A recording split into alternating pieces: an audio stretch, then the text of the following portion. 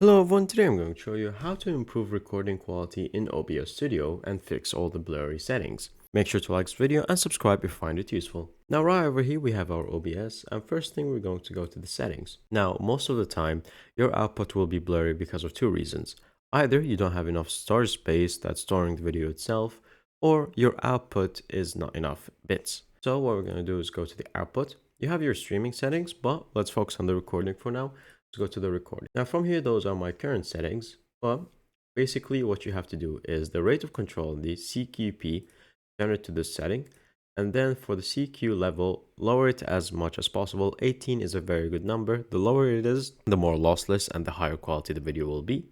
The preset, try to make it best quality. The tuning, also high quality. And most importantly, the multipass mode has to be 2 passes full resolution so that it does not sacrifice any other pixels. Finally, let's go to the video, and from here you have your aspect ratio, the resolution, and the output.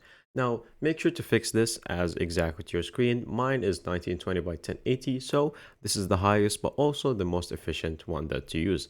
Now if you'd like to raise it to 4K, you can add the 4K resolution, which would be 3840 by 2160.